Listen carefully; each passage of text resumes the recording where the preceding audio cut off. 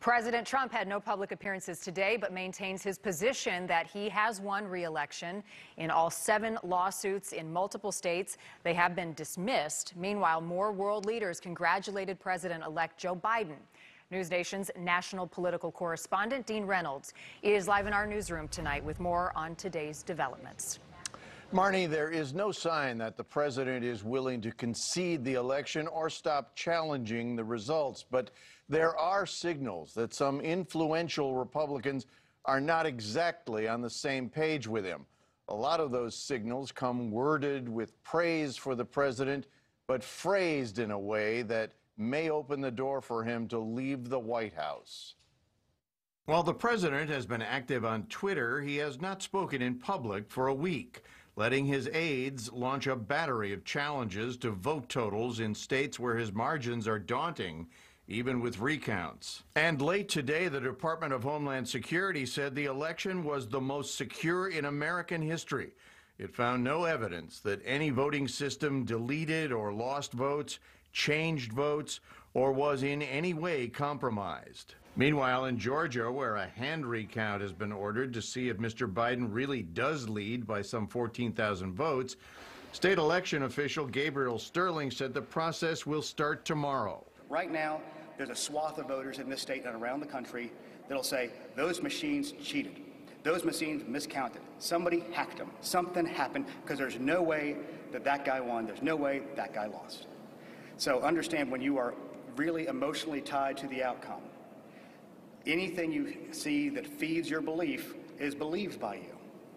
That is the rationale. That is the reason we've chosen to do this audit in this time, in this way. Georgia's Secretary of State Brad Raffensperger is in quarantine because his wife has tested positive for the virus, so Sterling stood in for him today, explaining that the narrow margin in the state would have required an audit anyway. The press, and many times, has mischaracterized the rationale behind this as caving to Trump and their campaign.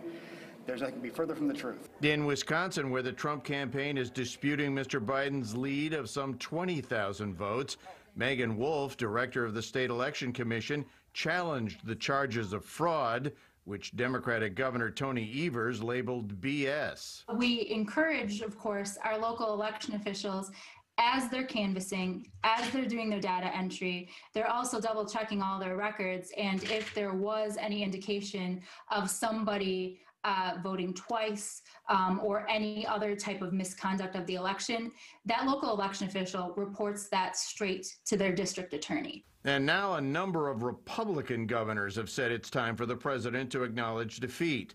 This week, Governor Mike DeWine of Ohio said flatly that Joe Biden is the president-elect. And fellow Republican governors, Charlie Baker of Massachusetts, who said charges of voter fraud were baseless, and Larry Hogan of Maryland, neither avid Trump boosters, have accused the president of delaying the inevitable.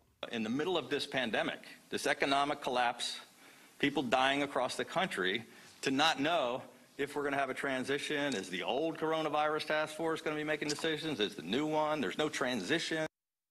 How long is this going to go on? With no stimulus package getting done, with no additional virus relief, it's crazy. We've got to move on. And veteran Republican strategist Karl Rove wrote in the Wall Street Journal, the president's efforts are unlikely to move a single state from Mr. Biden's column. Certainly, they're not enough to change the final outcome. Once his days in court are over, Rove continued, the president should do his part to unite the country by leading a peaceful transition and letting grievances go. And as for Joe Biden, he stayed out of the public eye today, but did speak with Pope Francis. Mr. Biden, a lifelong Catholic, was congratulated by the pontiff, and later the transition office said he thanked the Pope for promoting peace, reconciliation, and the common bonds of humanity around the world.